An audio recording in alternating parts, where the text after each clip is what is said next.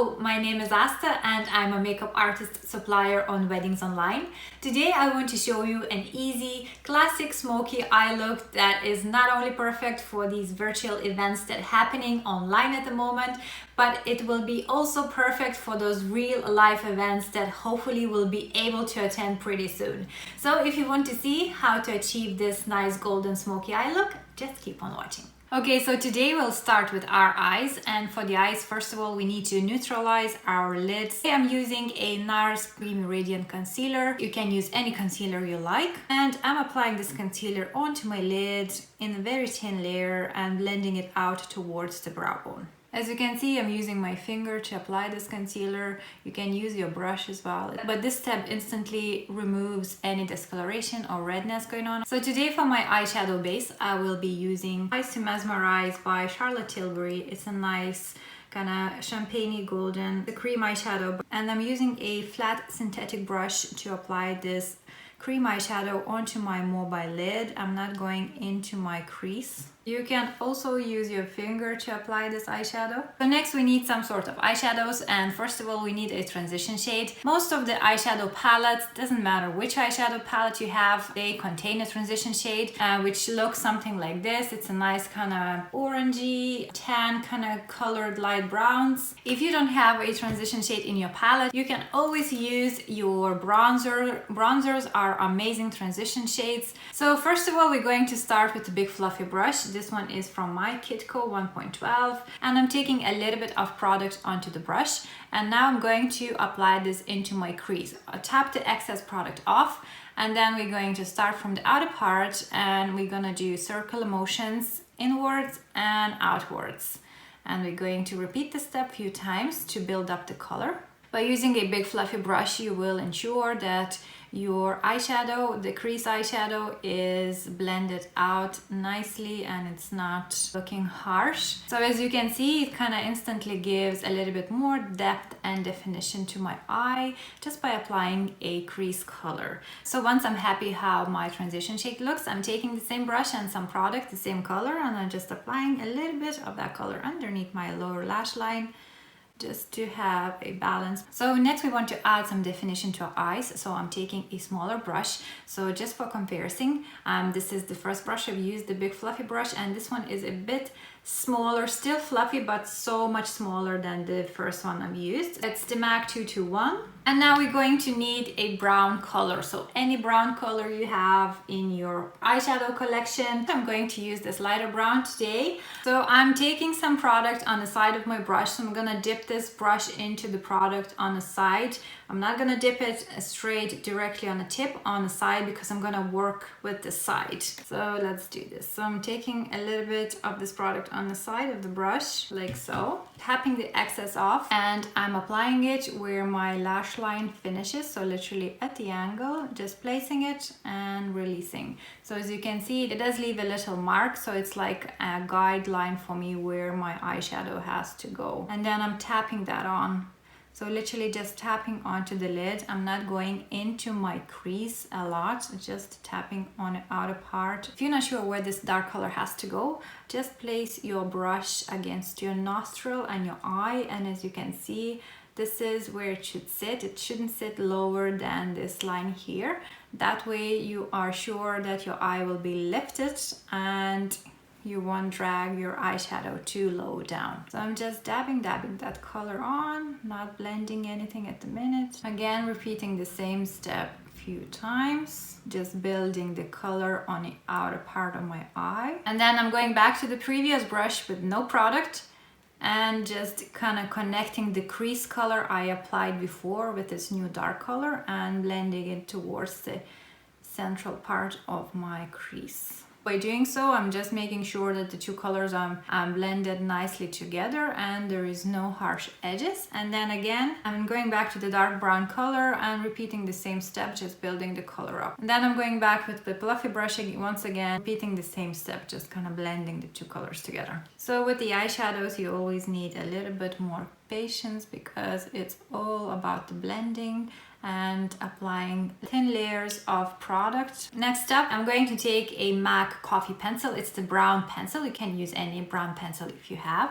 And we're going to apply this pencil just along the lash line, just to give more definition to our lash line and just to make them look a bit fuller. So I'm just doing this line here. It doesn't have to be precise because we're going to blend it out and smudge it out straight away. And then I'm taking a pencil brush and I'm just smudging this pencil out.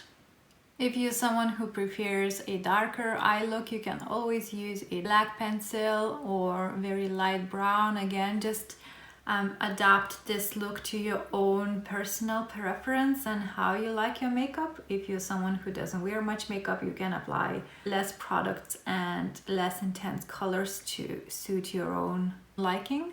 And I'm also applying a little bit of this pencil on the outer part of my eye, literally just 3/4 of the way, and just blending it out with the same pencil brush. Next step is to apply a actual lid color. So this color can be any shimmery color, any pressed pigment, or you can use your highlighter. It's also great. So today I'm going to use this highlighter. It's kind of like a golden MAC highlighter. I'm going to use my fingers, and you just want to tap that onto the center part of your lid towards the inner part. Then we need to go back to the previous fluffy brush with no product and just blend everything into our crease. So next step is to apply mascara and false lashes. But again, false lashes are unnecessary if you don't like them or if you don't wear them. So I have my mascara applied, and also I have applied 2 of Penny's individual eyelashes on the outer parts of my eyes. Last thing to do is just to define our lower part of the lash line a little bit more. So I'm taking the same pencil brush and dark brown color I've used on the outer part of my eye and just applying that literally on top of that smudged out pencil. Then I'm going back with the clean brush with no product and just blending everything together on the bottom part of my eyes once more. And now it's time to clear any fallout that we may have. So what I like to do, I like to take a Q-tip and a little bit of face moisturizer. It doesn't matter what moisturizer, anyone that you use.